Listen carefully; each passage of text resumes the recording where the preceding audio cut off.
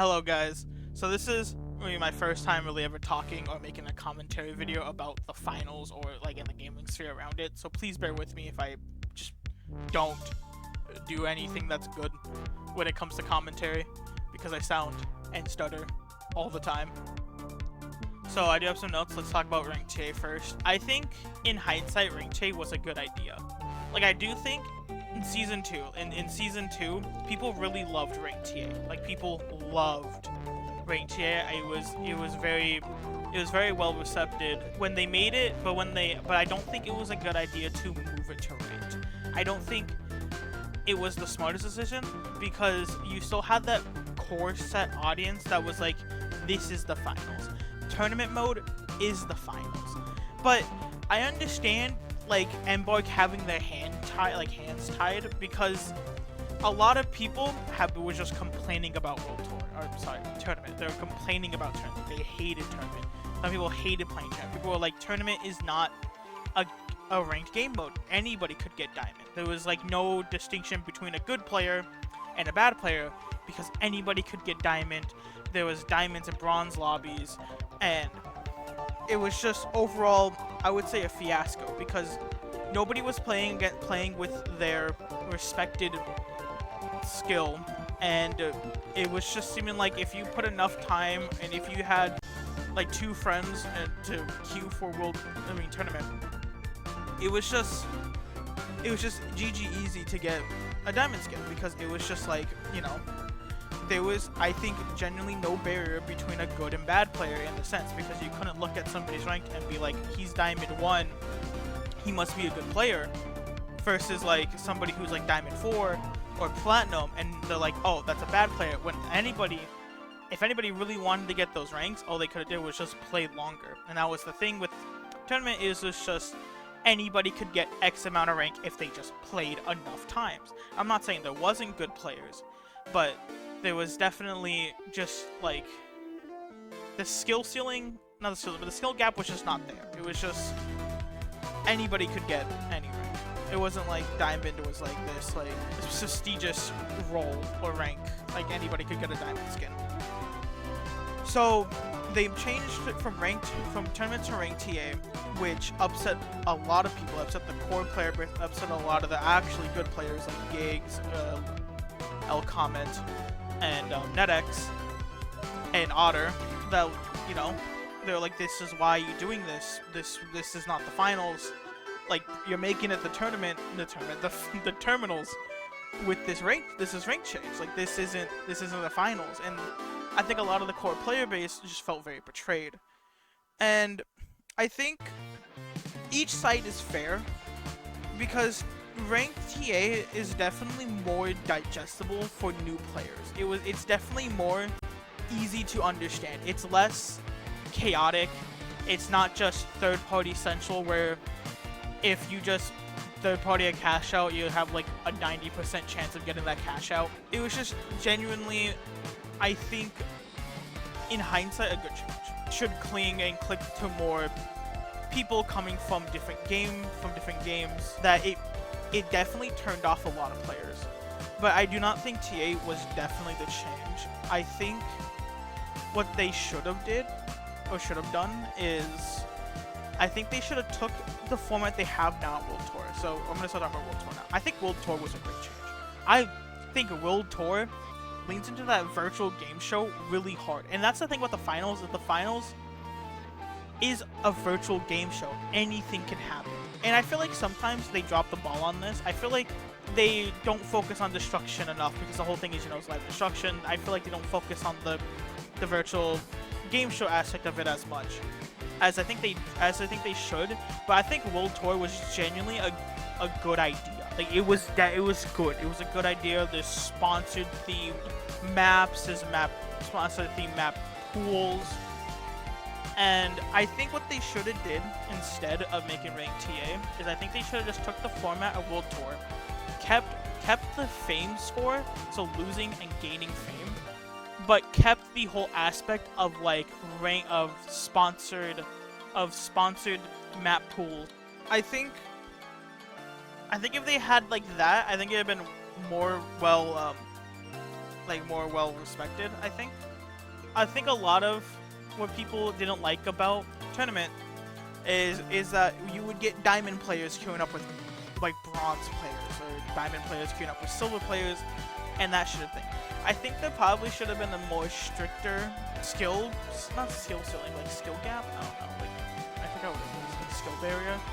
Like I think there should just be like a genuinely hardline code that a diamond player cannot, like a diamond cannot physically queue against, I would say, like gold 3s. Like I genuinely do not think that a diamond 1 top 500 should be able to queue against a gold 3 who probably just installed the game. I think there should be a hard line where I think top 500 players can only fight, I think, genuinely in diamond. I think top 500 should peak the top 500 and diamond 4, and I think diamond 4 through diamond 3 should only be able to go up against plat 2s to 1s. Like I genuinely think that should be a hard line, because I feel like it would make people more be like, hey, I'm being thrown by my teammate because they're bronze or like thing.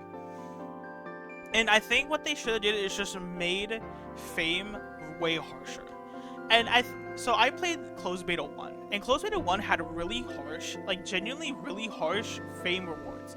Like when you won a final round, you didn't get like 900. You got, I think, like 650 at most. In closed beta 1, it was hard to climb. Like you had to play the beta.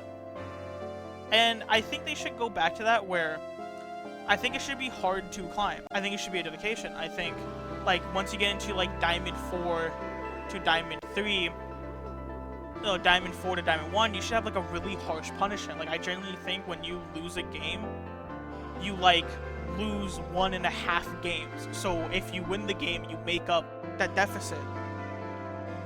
And I generally think, like in top 500, I think it should be a little bit harsher. I think in top 500 should be, if you lose like equivalent.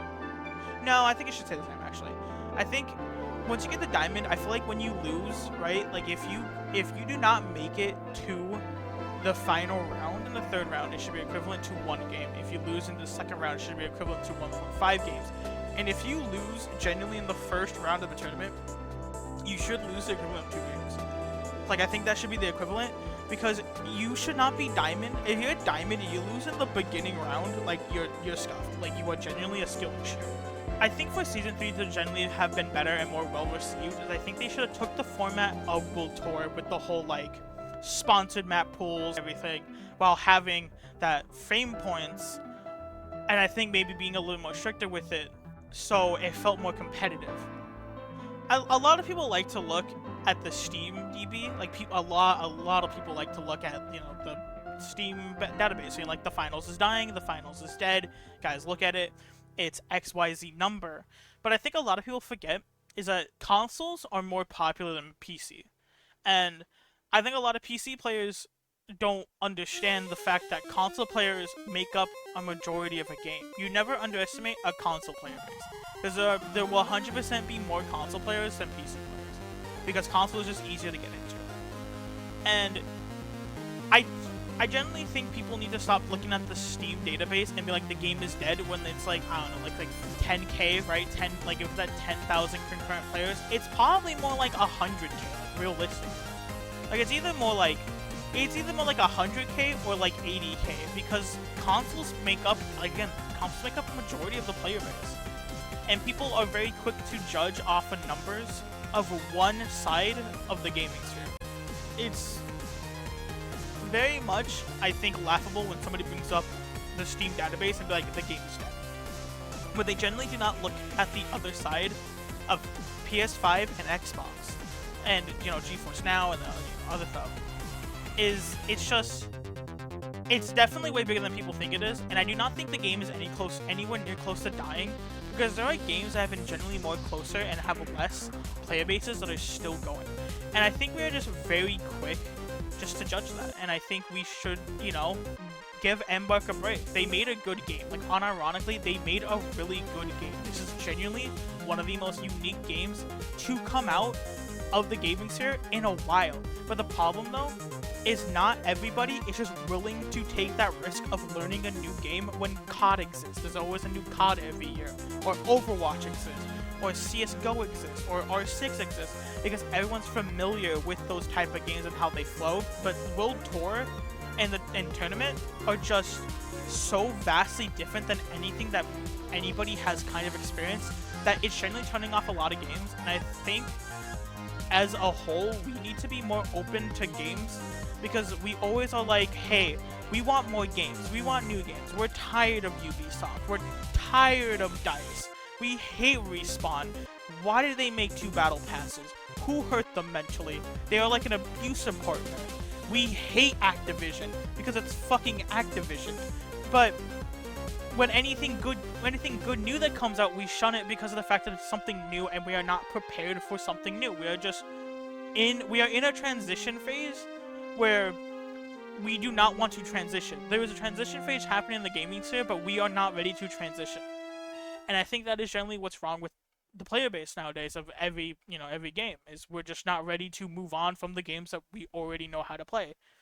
And I think that's certainly what is wrong with the gaming sphere. So yeah, that's just what I want to talk about. Nobody's gonna watch this. I made this as a joke because some friends told me to make it. I hope you guys, whoever watches this, enjoy this. Have a good day. I'll see you guys later, and goodbye.